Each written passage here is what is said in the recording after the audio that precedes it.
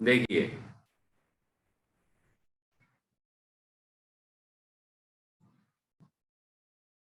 अब यहां पर जो उदाहरण दिया उसके अनुसार यहां सिद्धांत भी निरूपित करते हैं। देखो, उदाहरण हमें याद रखने हैं। अभी तक तो उदाहरण हमने केवल वृक्ष की पथिक के लिए वृक्ष की छाया वाला ही सुना है। यहाँ पर दूसरे भी उदाहरण दिए, है ना।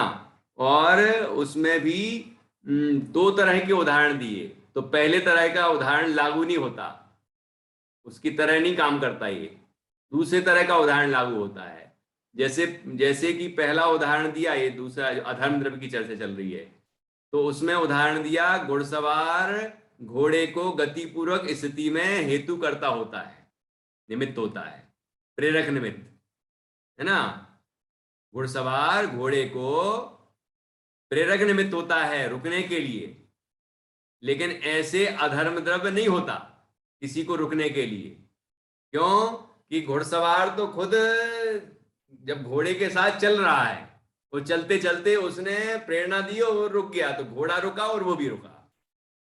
ऐसे अधर्म द्रव्य के साथ नहीं है, क्योंकि वो तो अनादि अनंत रुका ही हुआ है, मतलब निष्क्रिय है, स्थिर है एक जगह पर, है ना।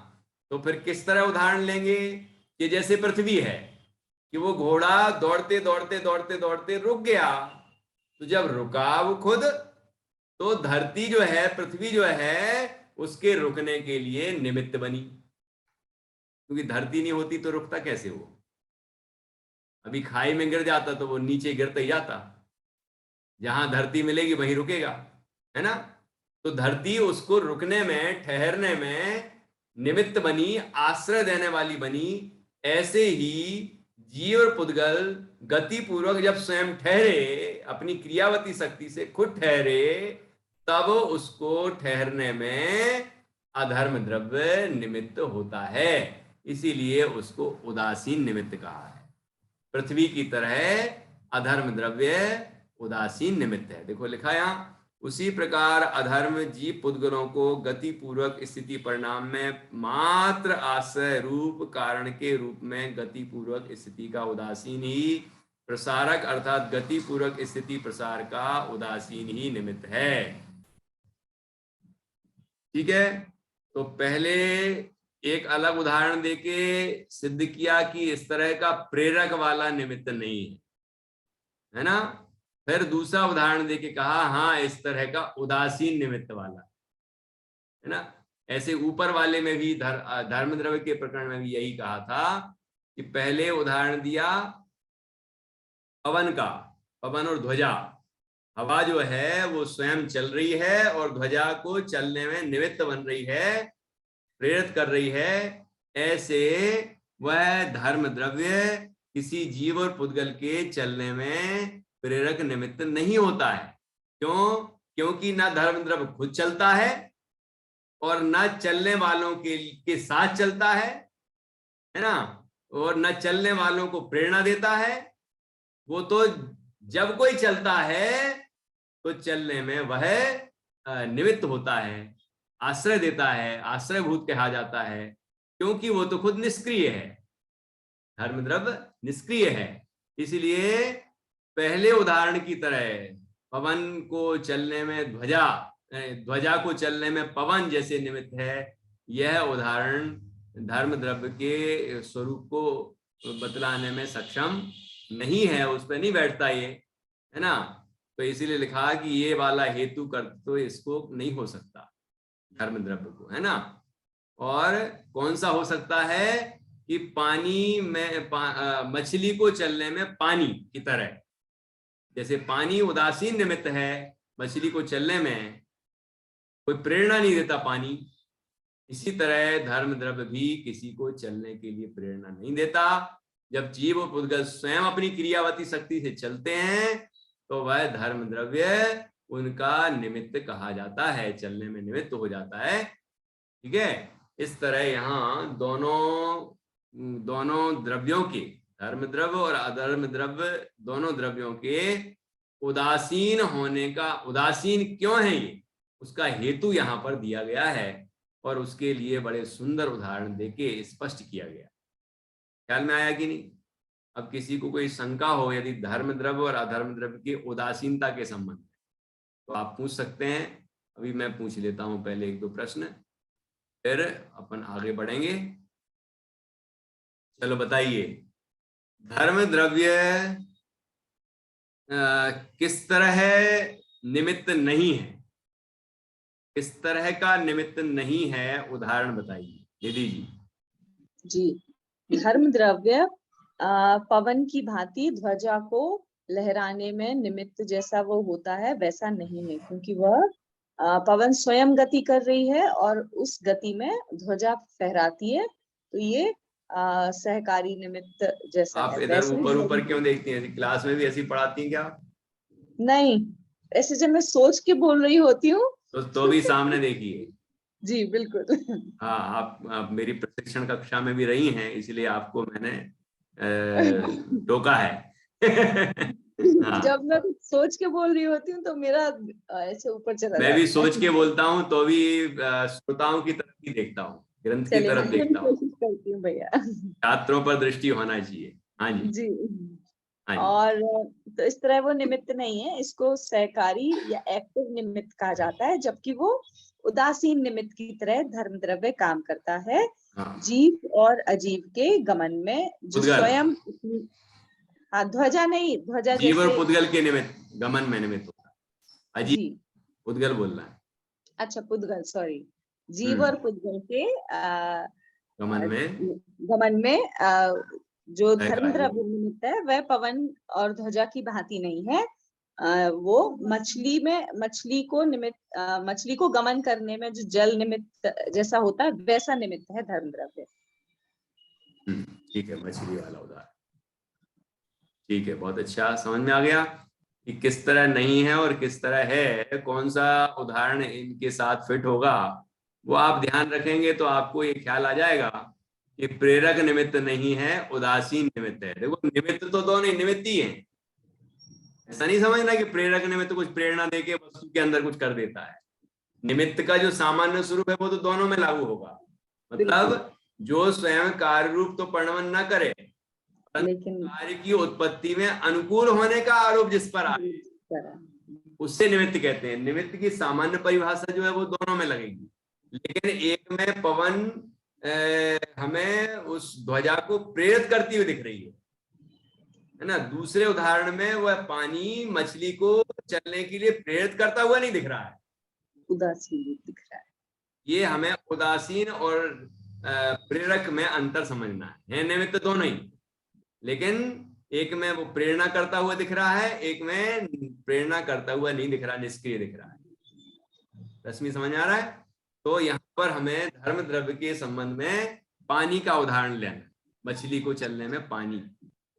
यही आचार्य ने अन्यत्र भी लिया है, पहले भी लिया था, और द्रव्य संग्रह में भी यही उदाहरण दिया गया है ना। मछली को चलने में पानी निमित्त होता है, तो ये उदासीन निमित्त। ठीक, फिर अधर्म द्रव्य के संबंध में कौन सा उदाहरण दिया है? जो उदाहरण उस पर लागू नहीं होता है, और फिर कौन सा उदाहरण दिया जो लागू होता है? रश्मि बताइए। क्या पूछा आपने? मैंने ये पूछा कि अधर्म द्रव्य पर कौन सा उदाहरण लागू नहीं होगा, कौन सा उदाहरण उस पर नहीं लगेगा, इसकी तरह वो निमित्त नहीं है। घोड़े की का बताया उदाहरण था दिया था ना, अश्व का दिया था। है लिखा ना, जिस प्रकार गतिपूर्वक स्थिति परिणत अश्व सवार के गतिपूर्वक स्थिति परिणाम का हेतु करता दिखाई देता है, ये उदाहरण दिया था ना। दौड़ते हुए घोड़े में रुक जाने पर अश्व घुड़सवार के लिए। हाँ, जैसे घुड़सवार उसको प्रेरित करता है, खुद चल रहा था, चलते चलते और घोड़े को भी रुकाया, रुकने की प्रेरणा दी उसने, लगाम आदि खींच के पैरों से इशारा करके जो भी, और रुकने की प्रेरणा दी, तब घोड़ा रुक गया, है ना। है तो वो घुड़सवार भी निमित्त ही, लेकिन वो अधर्म द्रव्य ऐसा निमित्त नहीं है घुड़सवार की तरह। वो किस तरह का निमित्त है फिर निधि जी?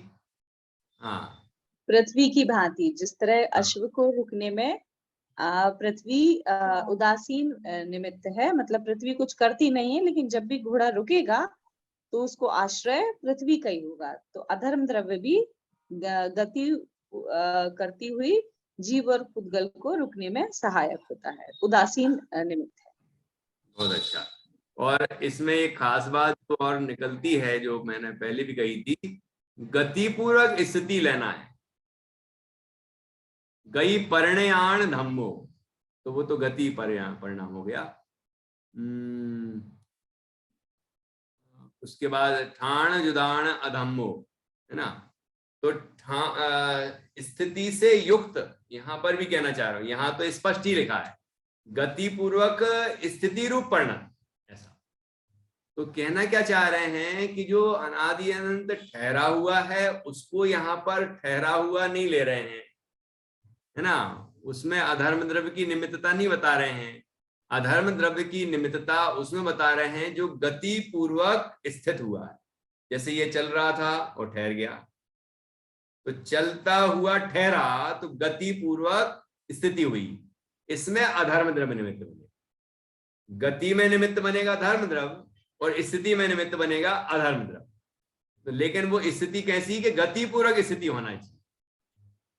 जैसे सिद्ध भगवान, यहां से मनुष्य देह था, अरहंत अवस्था थी, और यहां से चल के और सिद्धालय में जाके विराजमान, तो गति पूर्वक स्थिति हुई, तो उसमें अधर्म द्रव्य, उसमें धर्म क्या, स्थिति में अधर्म द्रव्य निमित्त बना, गति में धर्म द्रव्य निमित्त बना। और आगे गति क्यों नहीं करते हैं? तो कहते हैं आगे धर्म द्रव्य का अभाव है, धर्म द्रव्य इसके लोकाग्र के आगे नहीं है, इसीलिए सिद्ध भगवान उससे आगे गति नहीं करते। ये निमित्त की प्रधानता बताई गई है, ठीक है। यद्यपि वस्तु की भी उस समय की वैसी ही योग्यता है, तत्समय की वैसी ही योग्यता है कि वहीं तक ही जाएं। ऐसी ही व्यवस्था है लोक की कि लोक में ही रहते हैं ये पांच द्रव्य। आकाश तो लोक और आलोक दोनों में है, लेकिन अन्य जो पांच द्रव्य हैं वो लोक में ही रहते हैं, लोक से बाहर जाते ही नहीं है, है ना। इसीलिए वो लोक में ही रहते हैं और लोक के अग्रभाग में जाके विराजमान हो जाते हैं, बंधन से रहित हो जाते हैं, इसलिए ऊपर जाके विराजमान हो जाते हैं।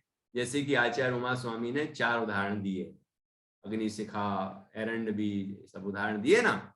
तो ऐसी इसी तरह उसे यहाँ समझना चाहिए। अभी वो प्रकरण नहीं है, अभी केवल हम इतनी बात कर रहे हैं कि गति और स्थिति किस तरह समझना है हमें, है ना। और गति और स्थिति जो दुनिया में देखी जा रही है, गमन देखा जा रहा है, गमन पूर्वक ठहरना देखा जा रहा है, तो ये 2 द्रव्य भी हैं। और ये 2 द्रव्य निमित्त मात्र हैं, वो प्रेरक निमित्त नहीं है, उदासीन निमित्त हैं।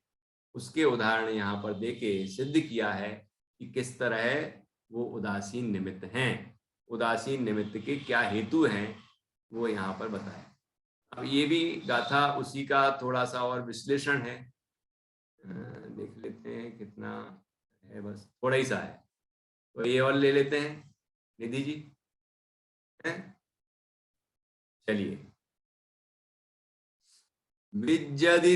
विज्जदि जे सिम गमनम, विज्जदि जे सिम गमनम, ठाणं पुण्यतेसिमेव संभवति, ठाणं पुण्यतेसिमेव संभवति, ते सग परिणामेहिं, ते सग परिणामेहिं, दुगमनं ठाणं च पको बंती। पंदू पहले लेके देखते हैं।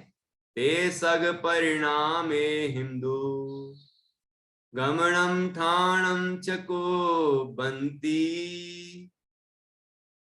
ठीक है, तू फिर से देखेंगे। विज्जदि जे सिम गमनम, ठाणं पुण्यतेसिमेव संभवति, ते सग परिणामेहिं दुगमनम ठाणम च कुर्वन्ति। यही ठीक रहेगा। अब विज्जति जेसिम गमनम, क्या अर्थ हुआ? जेसिम अर्थात जिसमें,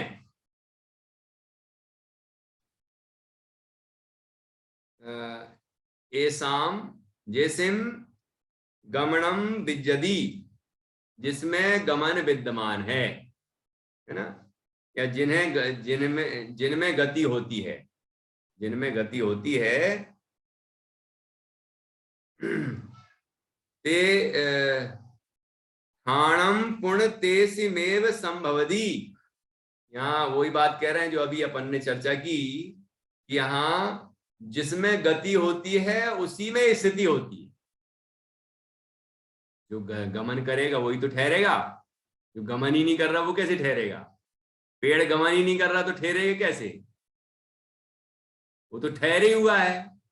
तो जो गमन कर रहा है वो ठहरेगा, है ना। तो उसकी चर्चा है। तो ठाणम पुण्य, उसके बाद वह स्थिति को प्राप्त होगा। जो गमन कर रहा है वो ठाणे हो जाएगा, अपने यहाँ बुंदेलखंड में बोलते ठाण होगा, है ना। मतलब कोई व्यक्ति खड़ा हो गया तो ठाण मतलब स्थित होना, स्थान। तेसिम एव संभवति, उसमें ही, तेसिम एव उसमें ही संभवति होता है, संभवित होता है। मतलब जो गमन करता है उसमें ही स्थिति की रूप परिणाम संभव है। ठीक है। ते सग परिणाम हिंदू, ते सग परिणाम, सग मतलब स्वक, स्वयं के, वे स्वयं के परिणाम से ही, स्वयं के परिणाम से ही गमनम ठाणम च कुर्वन्ति। जीव और पुद्गल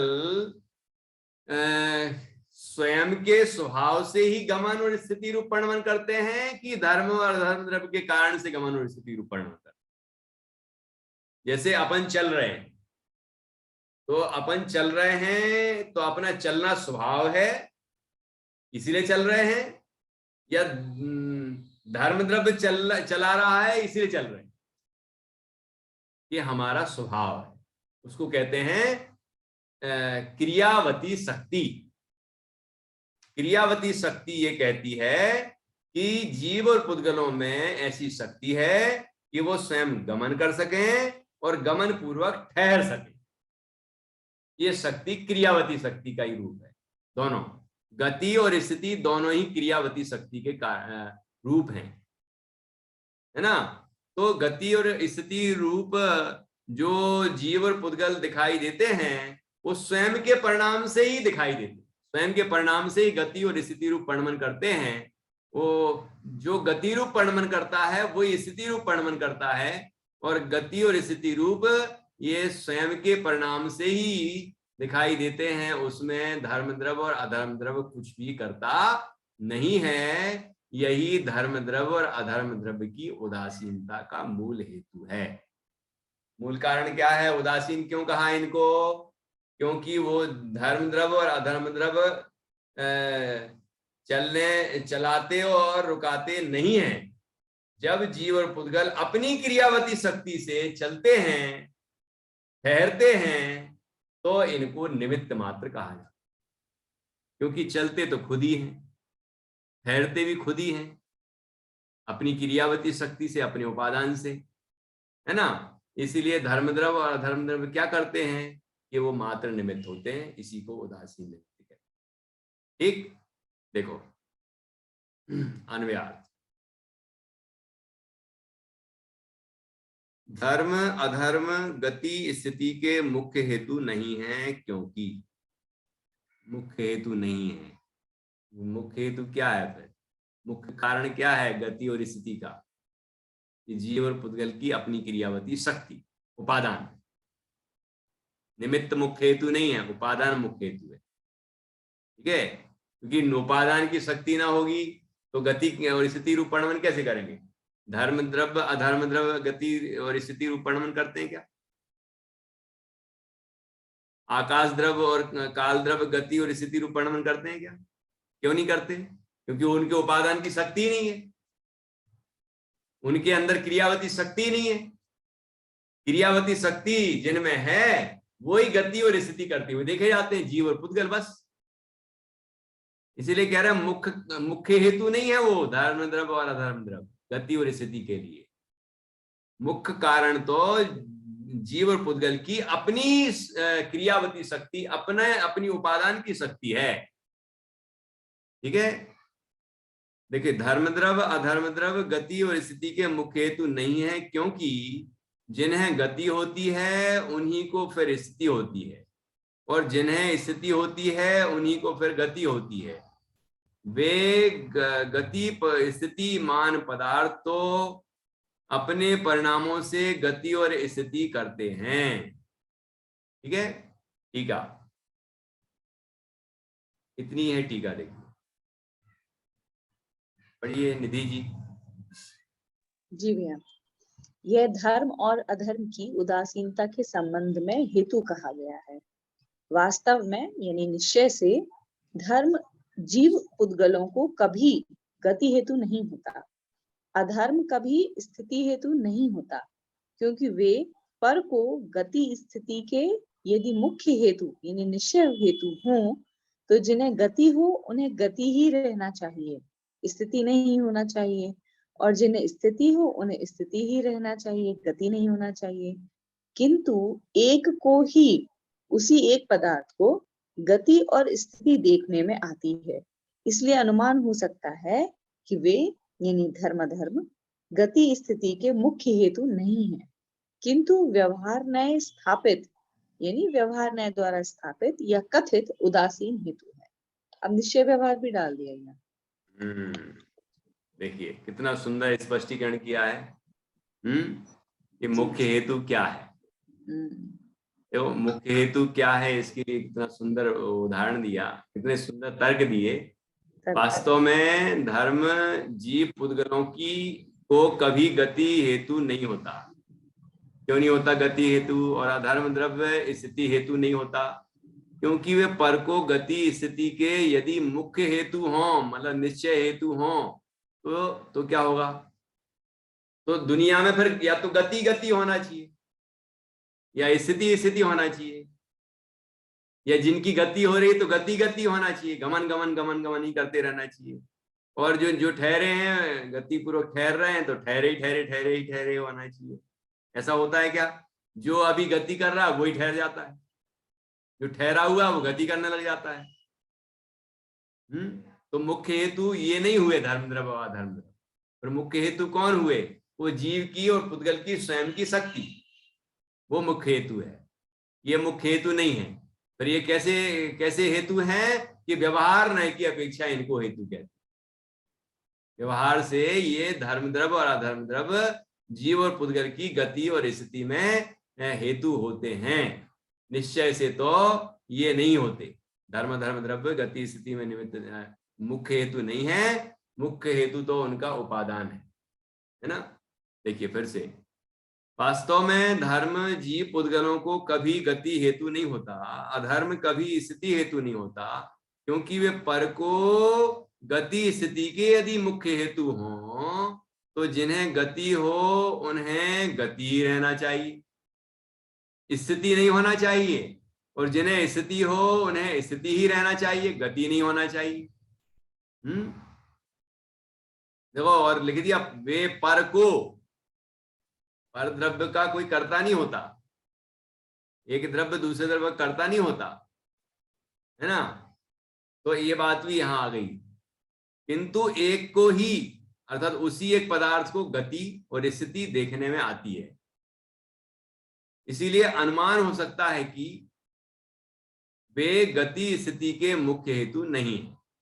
धर्म द्रव्य और अधर्म द्रव्य मुख्य हेतु नहीं है।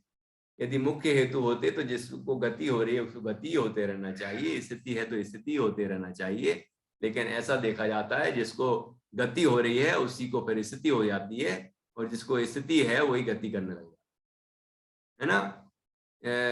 तो वे धर्म द्रव्य अधर्म द्रव्य गति स्थिति के मुख्य हेतु नहीं है, किंतु व्यवहार नए स्थापित अर्थात व्यवहार नए द्वारा स्थापित अर्थात कथित व्यवहार नए द्वारा कहे गए उदासीन हेतु हैं। इस तरह धर्म द्रव्य और अधर्म द्रव्य की उदासीनता यहाँ पर सिद्ध की है कि धर्म द्रव्य और अधर्म द्रव्य उदासीन निमित्त हैं। ठीक है, गति और स्थिति में उदासीन कारण हैं, वे प्रेरक कारण नहीं हैं। उसके सुंदर सुंदर हेतु दिए, क्योंकि धर्म द्रव्य और अधर्म द्रव्य मुख्य हेतु नहीं है गति और स्थिति के, है ना। मुख्य हेतु हो तो क्या होना चाहिए? यदि धर्म द्रव्य मुख्य हेतु हो गति का, तो फिर गति गति होना चाहिए, गमन ही गमन होता रहे। तो दूसरा द्रव्य क्या करेगा? तो झगड़ेंगे दोनों आपस में, हैं? एक गति की प्रेरणा देगा और एक स्थिति की प्रेरणा देगा। जैसे घर में होता है कभी कभी, मम्मी कहती ये करो और पिताजी कहते हैं ये करो, बेचारा बच्चा परेशान हो जाता है, करें क्या, है? तो असमंजस में पड़ जाता है। ऐसे ही द्रव्य जीव और पुद्गल भी असमंजस में हो जाएंगे फिर, कि धर्म द्रव्य प्रेरणा देगा गति की और अधर्म द्रव्य देगा प्रेरणा स्थिति की, तो गड़बड़ हो जाएगी ना। लेकिन ऐसा होता ही नहीं, वो प्रेरक निमित्त है ही नहीं, इसलिए कभी गड़बड़ी होती ही नहीं, सब सहज व्यवस्था चलती है ना। क्योंकि जीव और पुद्गल अपनी शक्ति से जब भी गति रूप परिणमन करते हैं तो धर्म द्रव्य निमित्त हो जाता है, जब स्वयं गति पूर्वक स्थिति रूप परिणमन करते हैं तो अधर्म द्रव्य निमित्त हो जाता है। फिर जब स्थिति से गति फिर से रूप परिणमन करते हैं तो फिर धर्म द्रव्य निमित्त हो जाता है। इस तरह मुख्य हेतु तो जीव और पुद्गल की स्वयं की शक्ति है ना। और धर्म अधर्म द्रव्य व्यवहार से हेतु कहे गए हैं, व्यवहार से कारण कहे गए हैं गति और स्थिति के, उसी को निमित्त कहते हैं। ठीक है, इस तरह से हमने आज दो गाथाओं की चर्चा की, 88 और 89। अब यहाँ 90 नंबर की गाथा से अगला प्रकरण आगे बढ़ेगा, आकाश द्रव्य।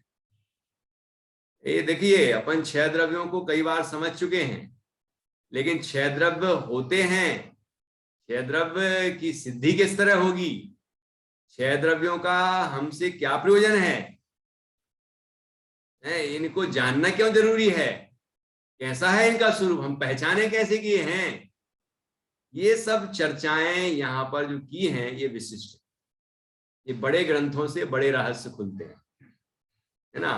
तो ये रहस्य यहाँ पंचास्तिका संग्रह में खुल रहे हैं और आगे भी और स्पष्ट होगा विषय।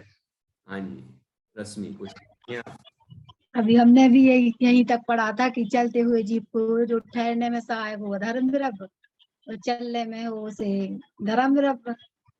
तो हम लोग वो पाठशाला में यही पढ़ाते थे, जो रुक गया तो धर्म द्रव्य, चल रहा तो अधर्म द्रव्य।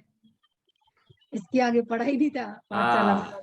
बिल्कुल सही बात है, हरदम चलता फिरता नहीं है। तो कम से कम इतना पढ़ा है आपने कि जो चलने में निमित्त हो वो धर्म द्रव्य, ठहरने में निमित्त हो वो धर्म द्रव्य, तब तो ठीक है। लेकिन कोई ऐसा पढ़ा है कि जो चला है उसको धर्म द्रव्य और जो ठहरा है उसको अधर्म द्रव्य कहते हैं, तो और गड़बड़ हो जाए, है ना। और हाँ तो यहाँ पर देखो, इसीलिए तो हम मूल जो ग्रंथ हैं, है ना, उस पर ही विशेष रूप से अपन चर्चा करते हैं, जिससे कि हमें पता चले कि आचार्य क्या कहते हैं, है ना, उनकी मूल भाषा क्या है, उनने क्या बात कही है, किस तरह कही है, कौन से उदाहरण दिए हैं। एक बड़े सुंदर उदाहरण यहाँ दिए हैं, जिससे कि बिल्कुल स्पष्ट होता है कि इनका स्वरूप क्या है और ये किस तरह के निमित्त हैं, गति और स्थिति में कैसे निमित्त बनते हैं, है ना। ये सब चीजें यहाँ सिद्ध की हैं। ये अपने आप में बहुत ही गंभीर और बहुत सरल और बहुत सुंदर विषय यहाँ पर प्रतिपादित हुआ है। हम सभी इसका बहुत मनन करें, चिंतन करें और समझें कि धर्म द्रव्य और अधर्म द्रव्य होते हैं, और धर्म द्रव्य और अधर्म द्रव्य होते हैं तो वो धर्म द्रव्य और अधर्म द्रव्य मैं नहीं हूँ, मुझसे भिन्न होते हैं, मुझसे भिन्न होते हैं, और मैं उन द्रव्यों से भिन्न हूँ। मेरे लिए वो धर्म द्रव्य और अधर्म द्रव्य दोनों एक हैं। देखो, अंत में समझना तो यही है, जैसा आचार्य स्वामी की टीका है ना, उसमें निष्कर्ष में यही लिखा है, भावार्थ यही है कि फिर इस पूरी चर्चा का प्रयोजन क्या निकला कि धर्म द्रव्य और अधर्म द्रव्य ये हैं, वो मैं नहीं हूं, मैं उससे भिन्न शुद्ध चैतन्य आत्मा हूं। तो उपादेय भूत वस्तु निजात्मा है, धर्म द्रव्य अधर्म द्रव्य नहीं है। ऐसी सुंदर चर्चा यहाँ पर की गई है। हम सभी इसका मनन करें, चिंतन करें, निर्णय करें और इसके प्रयोजन रूप प्रवर्तन करें, यही मंगल भावना है। अब हम जिनवाणी स्तुति करेंगे। रश्मि बोलिए। याद बांधिन सट द्रव्य घोड़े परे आए हो, प्रमाणिका जड़ कर्म चेतन बंदिका, कर्म के अवसान का कह कर स्वरूप यथार्थ जग का, जो किया कल्याण है के लिए जिन वाणी माँ को वंदना सत्यवार है, वंदना सत्यवार। बोलो द्वादशांग जिनवाणी माता की जय। जय। महान जिन धर्म की जय। सभी नौबार नमो कामन के माध्यम से पंच परमेष्टि का